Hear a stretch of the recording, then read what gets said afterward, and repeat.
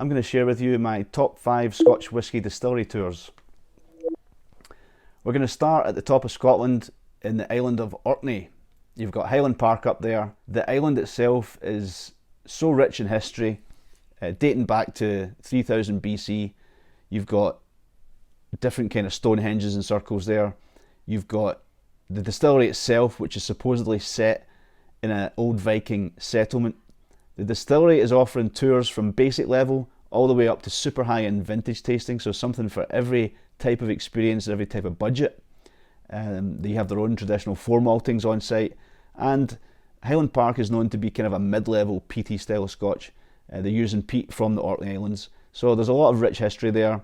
An amazing experience just to go to Orkney itself, but Highland Park, highly recommend that distillery visit.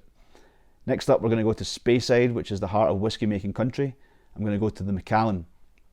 Now, the Macallan means many things to many people. Some people it means the most expensive, the most high end.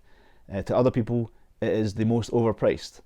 But one thing you cannot say about the distillery is that it isn't groundbreaking and it isn't pushing the boundaries.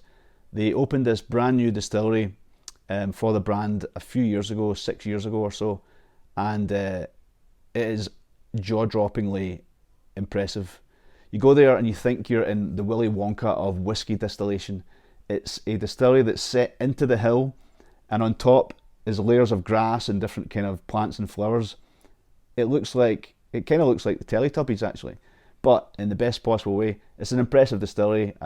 All jokes aside, it's like nothing else that I've ever seen. It's futuristic, it's contemporary, and it's definitely pushing the boundaries of what a whisky distillery can look like. So what are the actual tours like themselves? We went there right before the distillery opened. We got a great tour, but I'm sure they also have from basic level all the way up to super high end.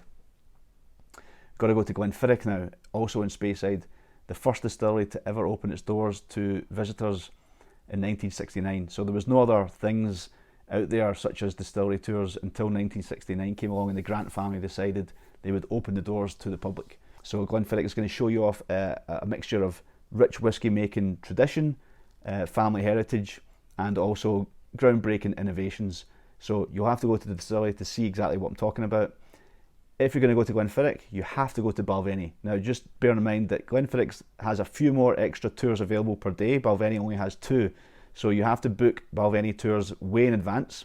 But at Balvenie, what you're going to see is some of the more traditional aspects of whisky production, including a four maltings and a cooperage where the coopers are there to tend to casks and mend them and rebuild them. So you get to see the whole front end to the back end of whisky distillation and whisky production at the Balvenie. So highly recommend that as the third Speyside. Now, yes, Scotland has many distilleries in different parts of the country, but there's one area that we need to touch on, and that is Islay.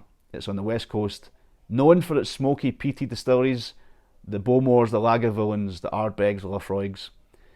And it was hard not to pick one of those distilleries because they're all fantastic in their own way. But the hospitality I experienced at bruichladdich was up there with the best I've ever had. Mary and her team just welcomed us in, gave us extra drams, showed us some rarer casks that were not really on the tour. We just had an amazing time, and I love the whisky itself. Bruichladdich is a non-peated style of Islay whisky, which is very unusual because just about every other distillery on the island makes peated whisky. But they do have 2 other labels in the house that do make peated whisky. They've got Port Charlotte and the heavy hitter Octomore. So it's an interesting distillery. It's got non-peated all the way through to heavily peated.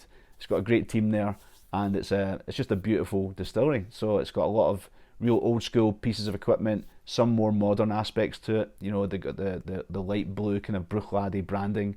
Really interesting place. And if you go to Islay, of course, check out the other distilleries there while you're there.